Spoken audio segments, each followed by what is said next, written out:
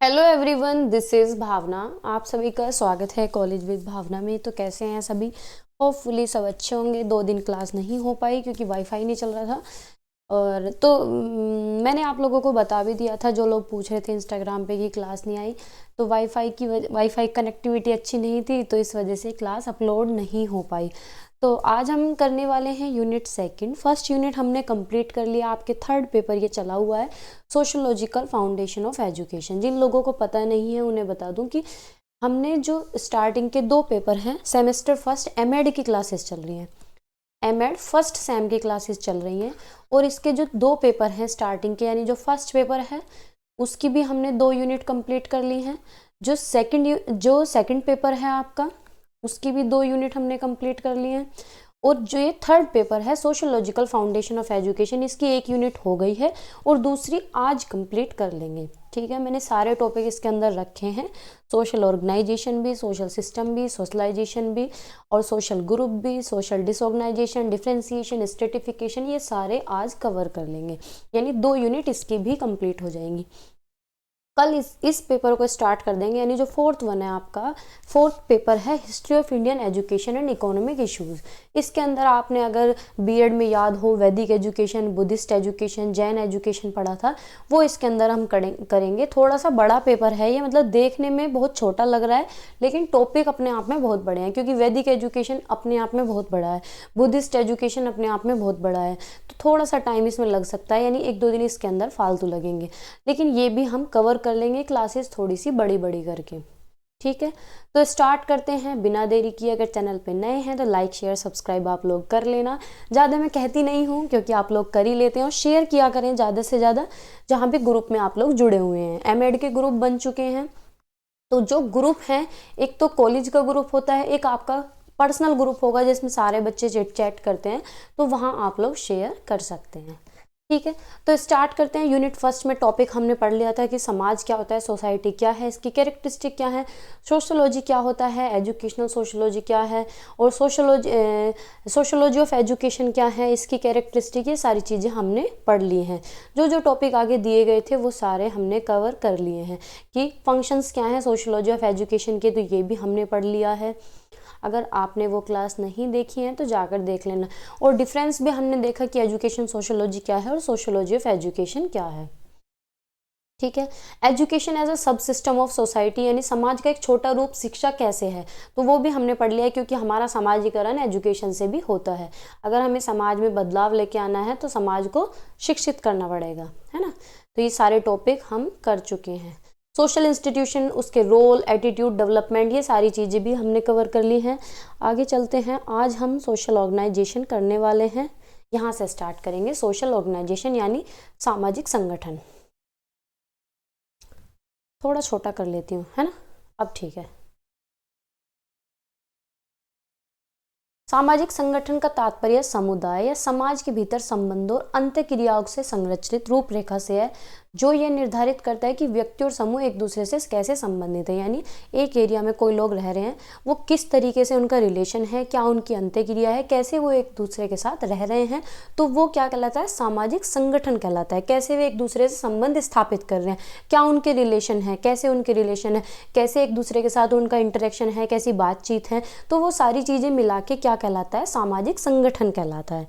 ठीक है, this structure can include, वो स्ट्रक्चर कौन से हो सकते हैं सामाजिक संगठन के अंदर, फैमिली हो सकता है, क्योंकि परिवार में भी कैसे रिलेशन है, कैसी बातचीत है, कैसी कम्युनिकेशन है, कैसी अंतःक्रिया है, कैसे इंटरेक्शन है, सारी चीज़ें देखी जाती हैं, तो उसके अंदर फैमिली भी आ जाती है, एजुकेशन भी आ जाता है, और गवर्नमेंट भी आ जाता है।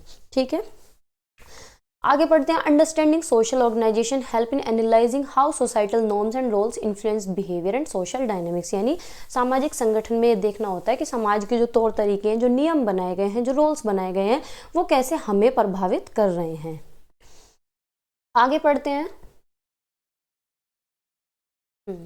Social organization is the arrangement of relationship, roles and activities within a group or society to achieve collective goals। यानी सामाजिक संगठन एक समूह या समाज के भीतर रिश्तों, भूमिका और गतिविधियों का वह आयोजन है जो सामूहिक लक्ष्य को प्राप्त करने के लिए किया जाता है, यानी सारे लोग मिलके जो साथ में रहते हैं किसी भी गोल को अचीव करने के लिए, साथ में पूरा अपना रोल निभा रहे हैं, अपने रिलेशनशिप अच्छे लेके चल रहे हैं, साथ में एक्टिविटीज़ कर रहे हैं। जैसे कि अपने एरिया में कोई भी काम हो रहा है तो सारे लोग उसमें इन्वॉल्व हो रहे हैं, तो वो क्या है, सामाजिक संगठन है। कोई भी मीटिंग ऑर्गेनाइज हो रही है, उसमें गाँव के, एरिया के, शहर के, जहाँ जिस जगह भी हो रही है वहाँ सारे लोग अवेलेबल हैं, तो वो क्या है, सामाजिक संगठन है। यानी सारे लोग मिलकर किसी भी काम को अंजाम दे रहे हैं, किसी भी गोल तक पहुँच रहे हैं, वो क्या कहलाता है, सामाजिक संगठन कहलाता है। It reflects the structure and functioning of social groups and how individual cooperate and interact within these framework। यानी ये दर्शाता है कि कैसा व्यवहार है, कैसे काम चल रहा है, कैसे समाज का जो ग्रुप बना हुआ है, सोशल ग्रुप बना हुआ है, वो किस तरीके से कार्य कर रहे हैं, किस तरीके से एक दूसरे को कोऑपरेट कर रहे हैं और कैसे इंटरेक्ट कर रहे हैं, कैसे अंतःक्रिया कर रहे हैं। की कंसेप्ट क्या है इसके अंदर, रोल एंड स्टेटस, यानी पोजीशंस दी जाती है इंडिविजुअल्स को, जैसे कि टीचर है कि शिक्षक का अलग रोल होता है, पेरेंट्स की अलग भूमिका होती है, अगर कोई लीडर बनाया गया है समाज के अंदर तो उसका अलग रोल होता है और उनसे एक्सपेक्टेशन भी अलग होती है और उनकी ड्यूटीज़ भी अलग अलग होती हैं। सोशल स्ट्रक्चर यानी सामाजिक जो संरचना है उसका एक पैटर्न होता है, जो रूल्स बनाए गए हैं, जो प्रैक्टिसेस हैं, जो पॉलिसीज़ हैं, उन्हें फॉलो करना। नॉर्म्स एंड वैल्यूज़ यानी मानदंड और मूल्य, जो शेयर्ड रूल्स एंड प्रिंसिपल्स हैं that guide behaviour within the organisation, यानी उस संगठन के अंदर जो भी प्रिंसिपल, जो भी सिद्धांत बनाए गए हैं वो एक दूसरे के साथ शेयर करना और उन्हें फॉलो करना। Functionality, every part of social organisation serves as a purpose contributing to societal stability and progress, यानी जो सामाजिक संगठन होता है, जैसे कोई भी मीटिंग हो रही है वो किस लिए होती है कि कोई उद्देश्य के लिए रखी गई है, किसी न किसी चीज़ के लिए तो रखी गई है, तो ये सब चीज़ें इसलिए होती हैं जिससे कि समाज में एक बैलेंस बना रहे, एक स्टेबिलिटी बनी रहे और समाज आगे बढ़ सके, प्रोग्रेस हो सके। इंटरडिपेंडेंस, सब एक दूसरे पे इंटरडिपेंड, भाई कोई अकेला आदमी या सिंगल आदमी तो कुछ नहीं कर सकता, सब एक दूसरे पे आधारित है, एक दूसरे पे परस्पर निर्भर है।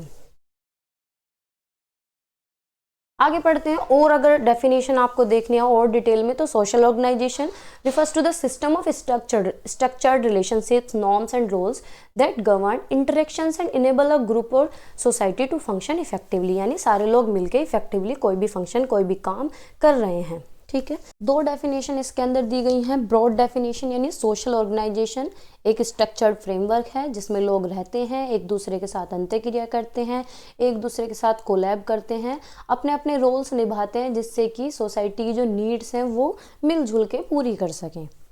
फंक्शनल डेफिनेशन क्या है, एक पैटर्न है रिलेशनशिप का, मैकेनिज्म दैट फैसिलिटेट कोऑपरेशन, यानी एक दूसरे को कोऑपरेट करते हैं, सोशल कंट्रोल करते हैं किसी भी सोसाइटी के अंदर या किसी भी ग्रुप के अंदर। ठीक है, ये क्या कहलाता है, सामाजिक संगठन।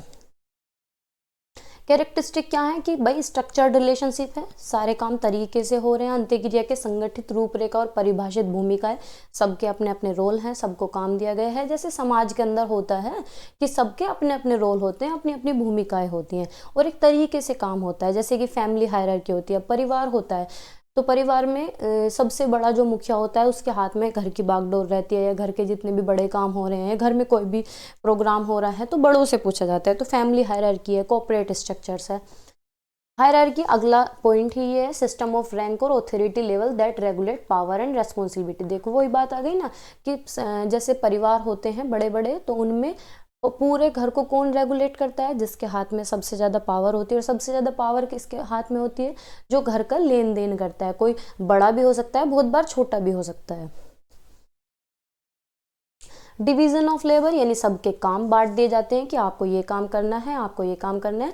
उनकी स्किल के आधार पे काम दिया जाता है, उनके लेवल के आधार पे काम दिया जाता है। सारे मतलब सबको अपना अपना रोल दे दिया जाता है, सबको टास्क दे दिए जाते हैं।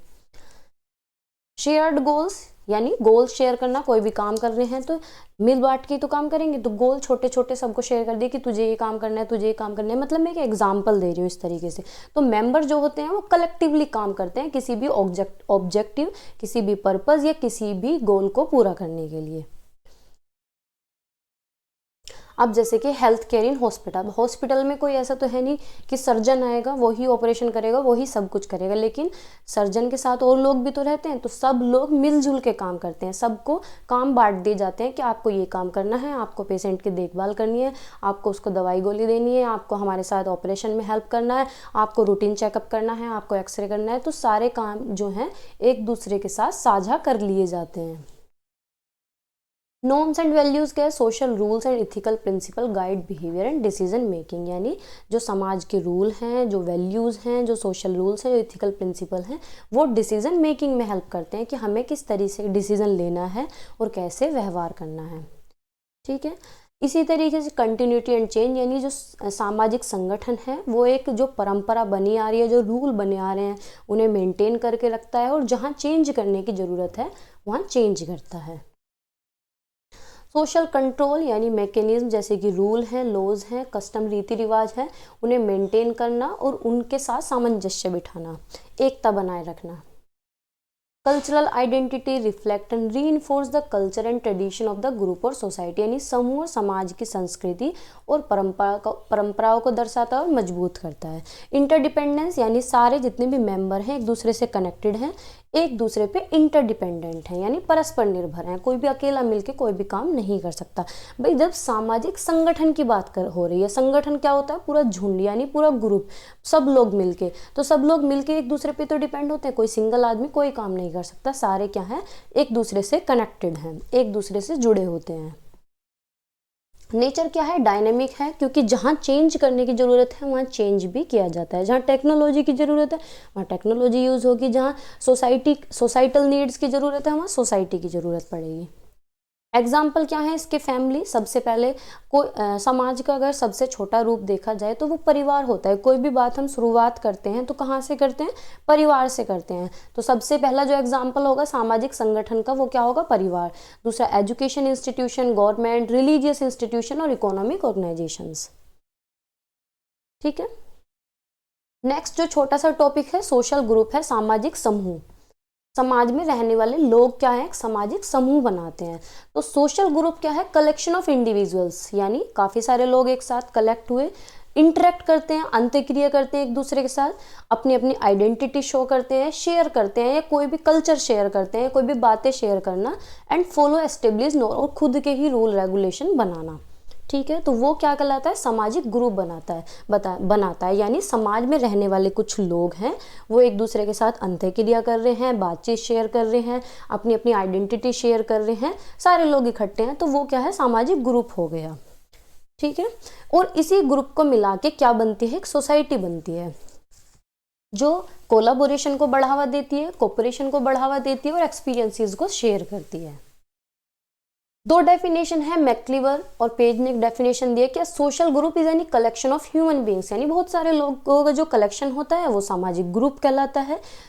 Who are brought into human relationship, जिनका एक अच्छा नाता हो, जैसे एक पड़ोस होता है तो वो क्या है? एक सामाजिक ग्रुप है। एक गांव हो गया, एक एरिया हो गया, वहाँ पे सारे लोग मिलजुल के रहते हैं, तो जो लोगों का वो समूह है वो क्या कहलाता है? सामाजिक समूह कहलाता है। इसी तरीके से एक डेफिनेशन और है, वेन एवर टू और more individual come together and influence one another, यानी दो या दो से ज़्यादा लोग या चार पांच कुछ भी लोग हो सकते हैं, मतलब दो से ज़्यादा लोग जो होते हैं जब एक साथ इकट्ठा होते हैं एक दूसरे को प्रभावित करते हैं, कोई दूसरे से प्रभावित है, दूसरा तीसरे से प्रभावित है, एक दूसरे को प्रभावित करते हैं, तो वो एक सामाजिक ग्रुप कहलाता है। नेक्स्ट इसकी कैरेक्टरिस्टिक क्या है? इंटरेक्शन होता है। भाई विशेषता क्या है? कि जितने भी लोग हैं, जितने भी मेंबर्स हैं एक दूसरे से एंगेज करेंगे और रेगुलर कम्युनिकेशन करेंगे, रोजमर्रा की जिंदगी की बातचीत करेंगे, तो वो क्या होगा? इंटरेक्शन होगा।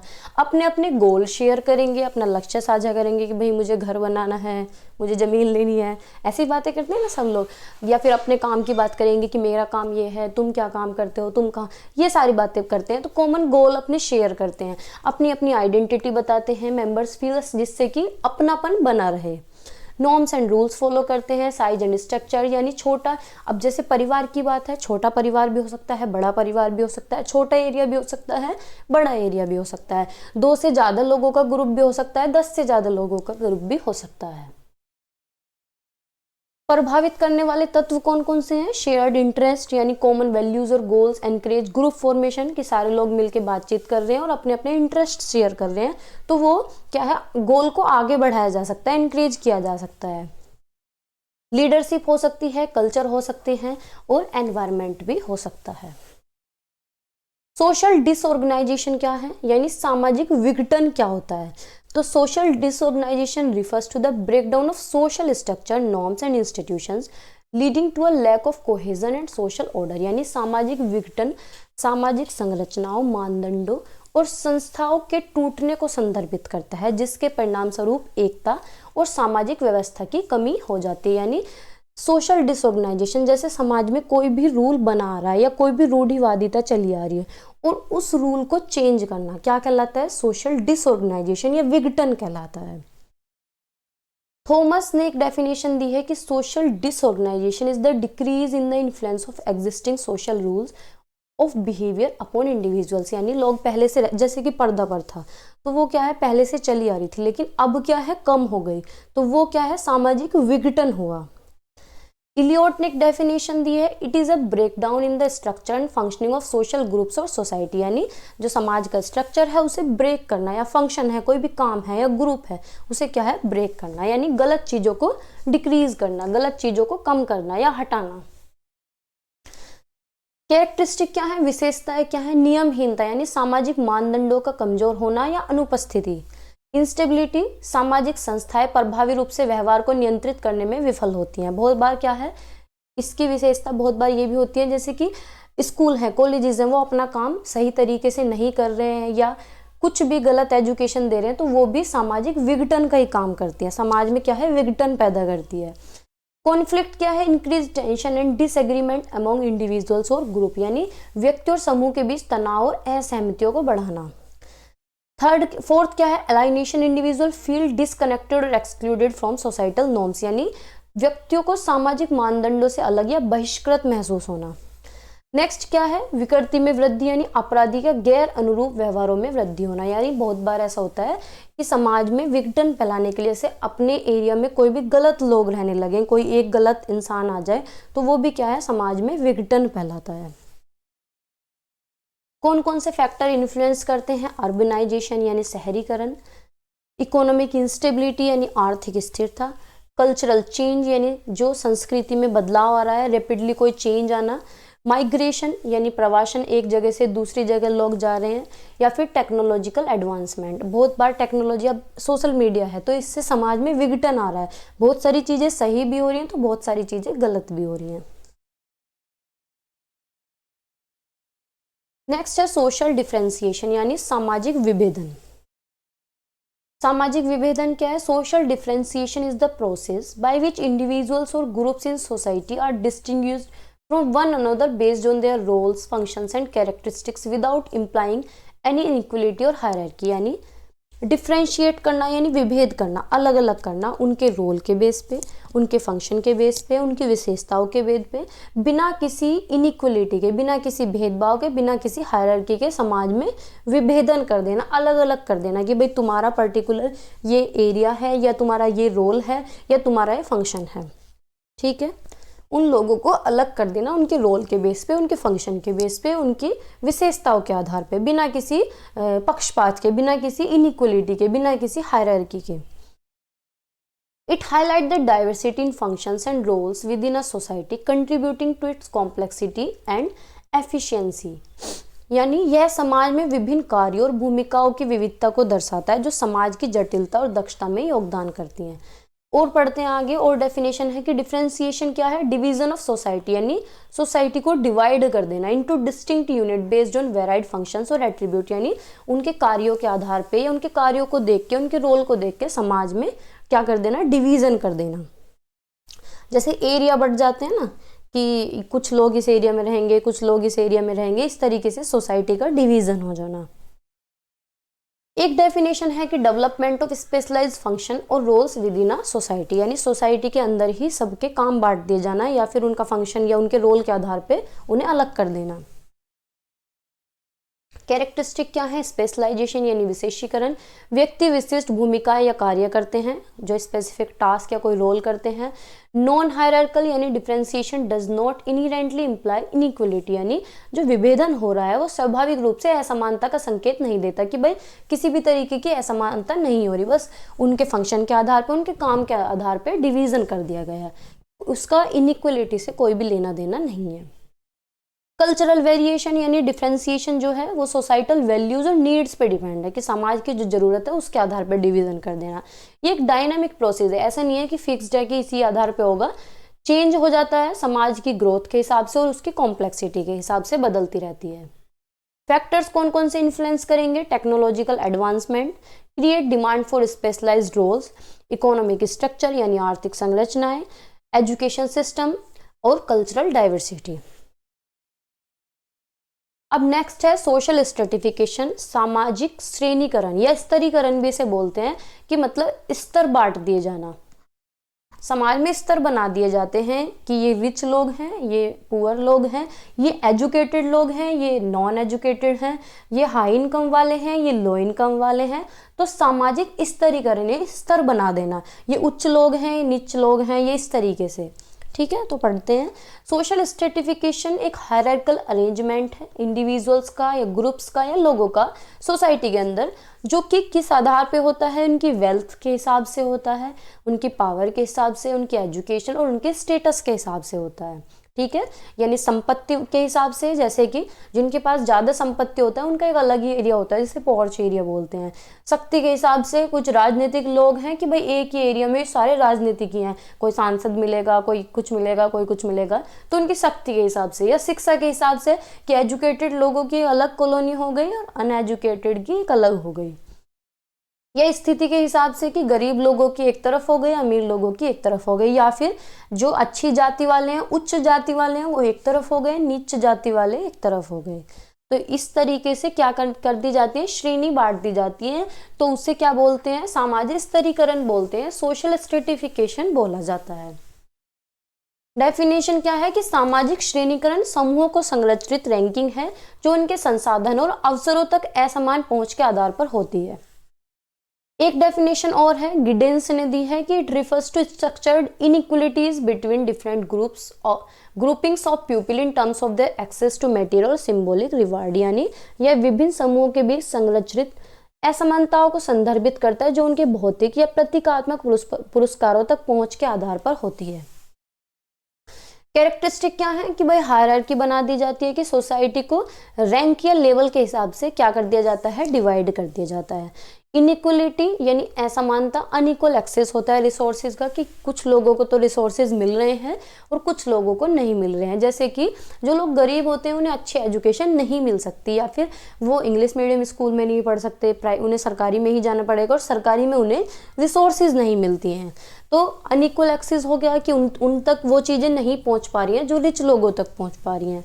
प्रिविलेजेस, अपॉर्चुनिटी, कुछ मौके, कुछ चीज़ें, कुछ अवसर ऐसे हैं जो उन लोगों को नहीं मिल रहे हैं, दूसरे लोगों को मिल रहे हैं। मतलब मैं एक एग्जाम्पल दे रही हूँ। इसी तरीके से यूनिवर्सलिटी यानी सार्वभौमिकता हर एक सोसाइटी के अंदर पाई जाती है।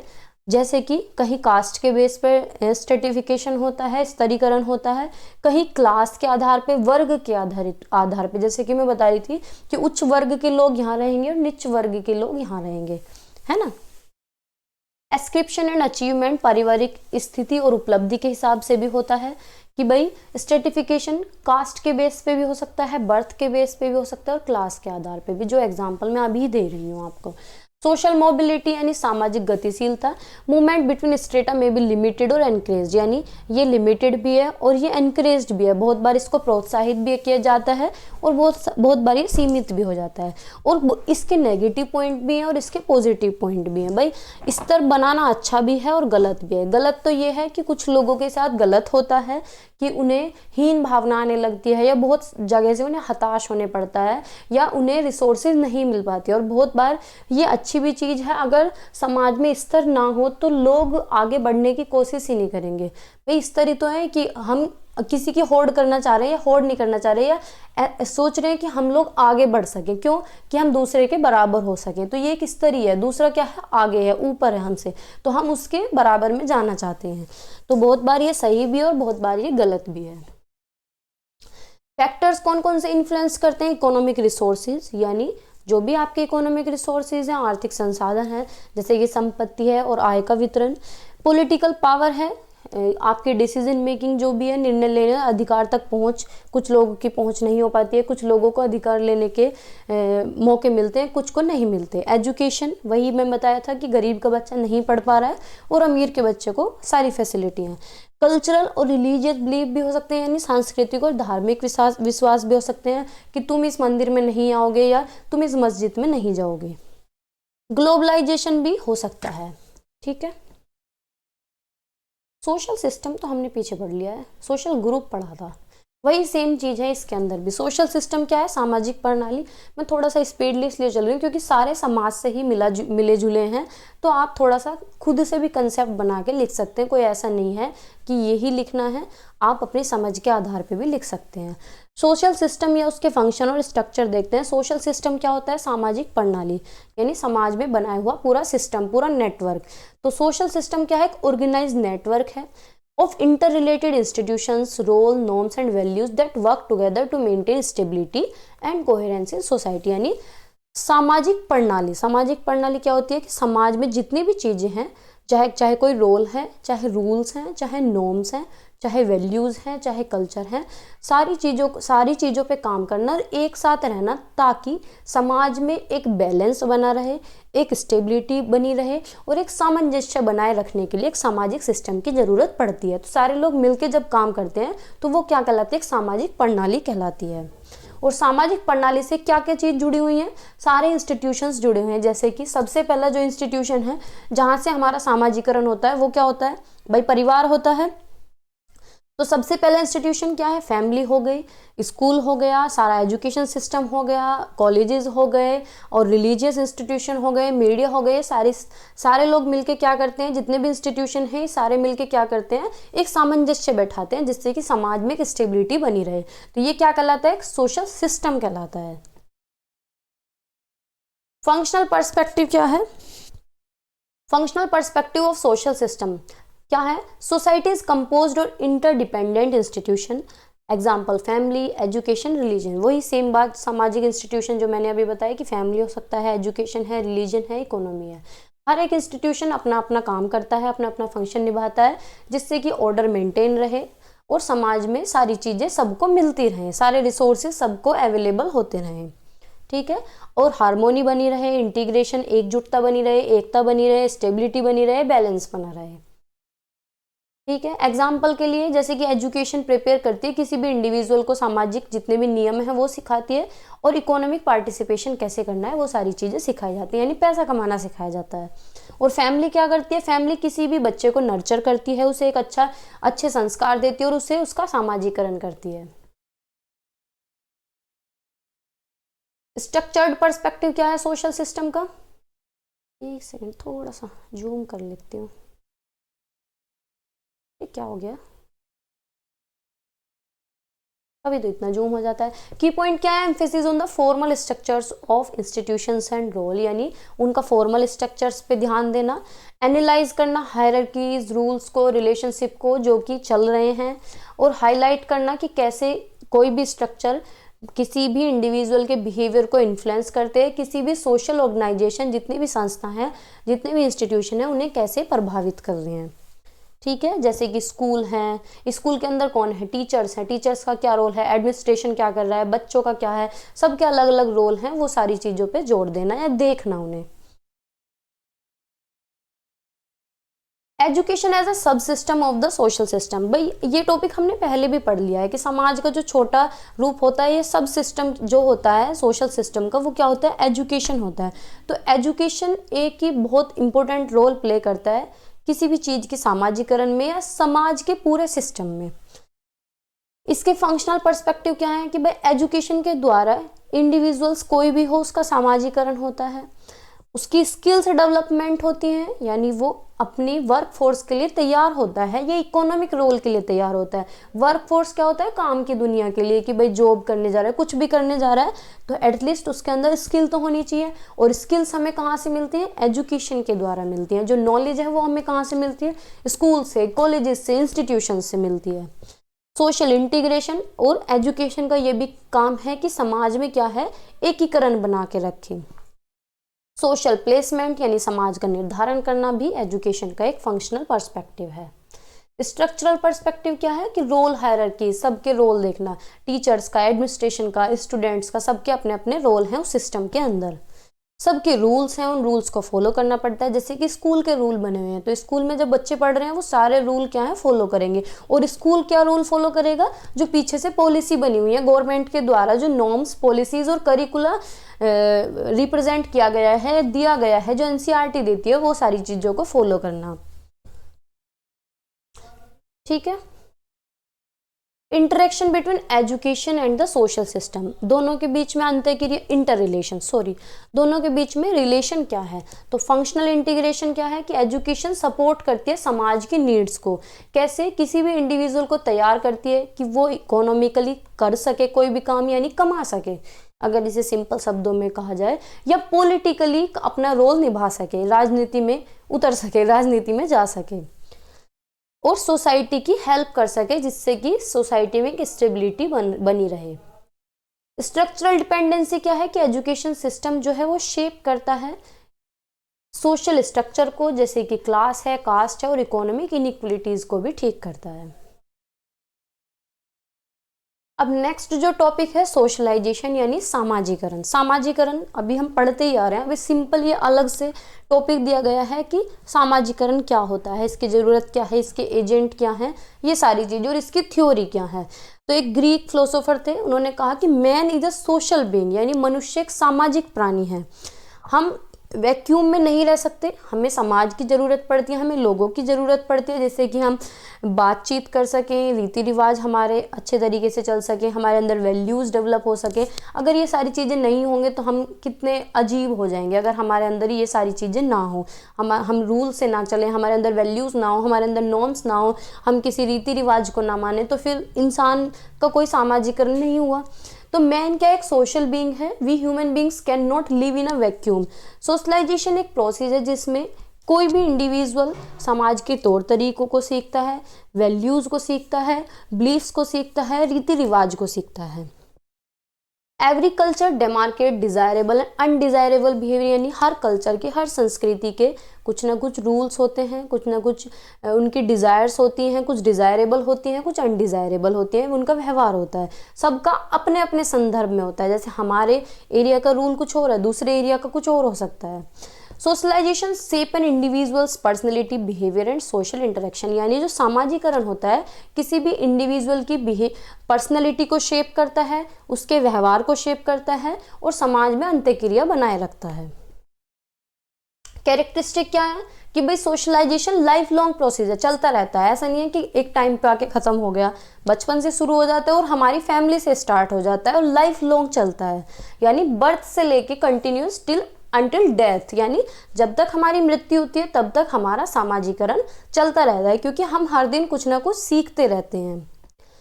ये एक प्रोसेस है जिसमें इंडिविजुअल सोसाइटी के जो नॉर्म्स हैं उन्हें सीखता है, जो वैल्यूज़ हैं, जो मूल्य हैं, उन्हें सीखता है, सोसाइटी के बिलीफ्स क्या हैं, और सारे रीति रिवाजों को सीखता रहता है। ये कॉम्प्लेक्स और मल्टीफेस्टेड प्रोसेस है जिसके अंदर स्टेजेस भी हैं और कुछ एजेंट्स भी होते हैं। जैसे कि अभी एजेंट्स हम आगे पढ़ेंगे कि सबसे पहले जो हमारा सामाजिकरण होता है वो परिवार से होता है, तो फैमिली हमारा क्या है, प्राइमरी एजेंट हो गया। इसी तरीके से फिर बच्चा स्कूल में जाता है, पीयर ग्रुप बनता है, तो वो उसका सेकेंडरी एजेंट हो गया। तो socialisation play a crucial role in shaping an individual's personality, यानी किसी भी इंडिविजुअल की पर्सनैलिटी को शेप देने का काम करता है, उसके व्यवहार को, उसके सोशल इंटरेक्शन को। ये टू वे प्रोसेस है। यहाँ पे कभी कभी इंडिविजुअल इन्फ्लुएंस करता है सोसाइटी को, यानी जैसे कोई भी अच्छा इंसान हो, पढ़ा लिखा इंसान हो, तो वो समाज को प्रभावित करता है, और कभी कभी समाज इंसान को प्रभावित करता है।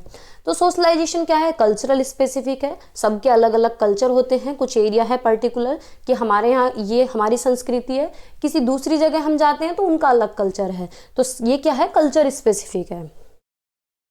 इसके अंदर फॉर्मल और इनफॉर्मल सोशलाइजेशन दोनों होते हैं। फॉर्मल सोशलाइजेशन होता है जिसे हम पढ़ के सीखते हैं या एक स्ट्रक्चर्ड तरीके से सीखते हैं। इनफॉर्मल सोशलाइजेशन होता है कि घर के बड़ों के पास बैठ रहे हैं या कोई बुजुर्ग लोगों के पास बैठ रहे हैं और वहाँ से जो हमारा सामाजिकरण हो रहा है उसे हम इनफॉर्मल सोशलाइजेशन का नाम देते हैं।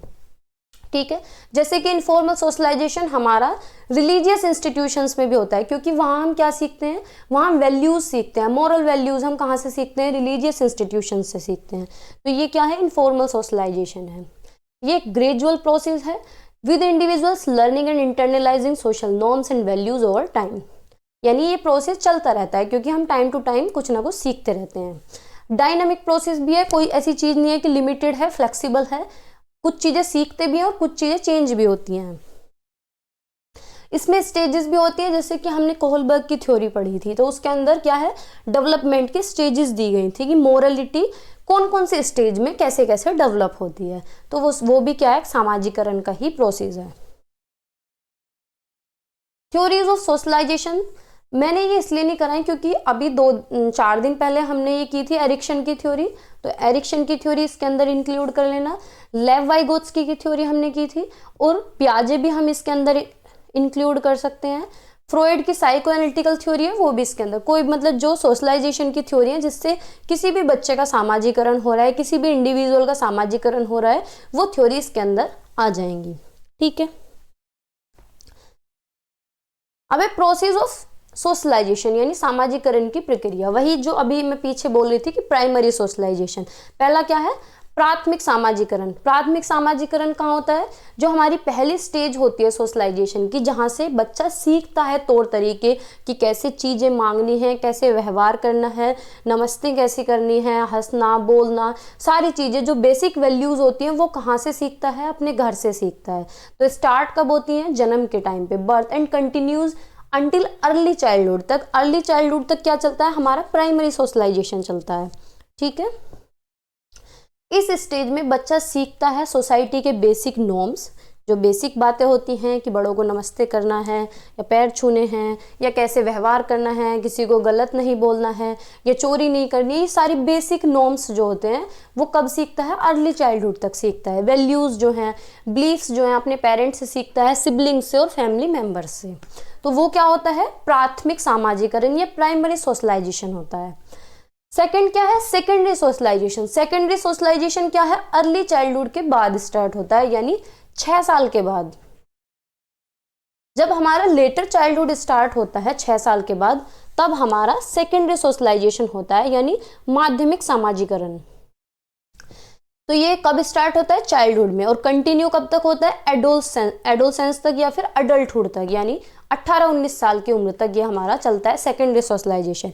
इस स्टेज में कोई भी इंडिविजुअल जो है वो कॉम्प्लेक्स नॉर्म्स यानी जो थोड़े टफ रूल होते हैं वो सारी चीज़ें इसके अंदर सीखी जाती हैं। जैसे कि बहुत सारी चीज़ें अपने दोस्तों से सीखते हैं, टीचर्स से जो हम वैल्यूज सीखते हैं, है ना, और सोशल इंस्टीट्यूशन से सीखते हैं, जैसे कि स्कूल से या रिलीजियस इंस्टीट्यूशन।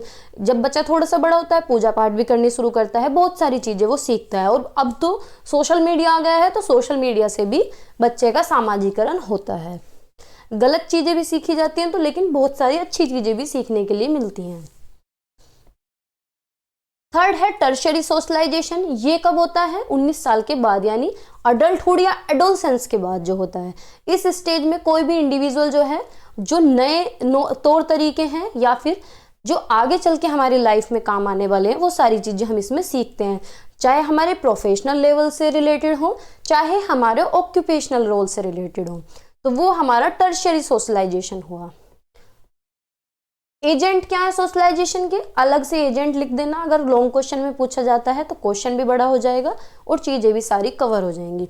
पहला क्या है भाई, सबसे पहले कहाँ से होता है सोशलाइजेशन, परिवार से, जहाँ किसी भी इंडिविजुअल की पर्सनैलिटी को शेप किया जाता है, उसके व्यवहार को, उसको वैल्यूज दी जाती हैं। फिर उसके बाद पीयर ग्रुप आते हैं, यानी यार दोस्त आते हैं। फिर उसके बाद स्कूल आता है, जो कि एक फॉर्मल एजेंट का काम करता है। फॉर्मल एजेंट यानी जहाँ बच्चे का संज्ञानात्मक विकास होता है, उसका सामाजिक विकास होता है, उसका भावनात्मक विकास होता है, क्योंकि स्कूल में जाके बच्चा क्या है, दिमागी रूप से भी डेवलप होता है, सामाजिक रूप से भी होता है और भावनात्मक तरीके से भी विकसित होता है। रिलीजियस इंस्टीट्यूशन में हम क्या सीखते हैं, रिलीजियस इंस्टीट्यूशन में हम मोरल और इथिकल वैल्यूज सीखते हैं। और मीडिया क्या है, मीडिया तो इनफॉर्मल एजेंट है सोशलाइजेशन का, जो हमारे एटीट्यूड को शेप देता है, जो हमारे बिलीफ्स को चेंज करता है, जो हमारे बिहेवियर को इन्फ्लुएंस करता है, प्रभावित करता है, कभी कभी गलत तरीके से भी करता है, कभी सही तरीके से भी करता है। ठीक है, और मीडिया के कौन कौन से एजेंट हो सकते हैं, मीडिया टेलीविज़न हो सकता है, मूवीज़ से हम चीज़ें सीखते हैं, और सोशल मीडिया। ठीक है, आज के टाइम में सबसे ज़्यादा जो हाई रेटेड है वो क्या है, सोशल मीडिया ही है। ठीक है, तो आज की वीडियो में इतना ही रखते हैं। होपफुली क्लास आपको अच्छी लगी होगी। लाइक शेयर सब्सक्राइब आप लोग कर ही देते हैं। पढ़ते रहिए, मुस्कुराते रहिए और मेरे साथ जुड़े रहिए।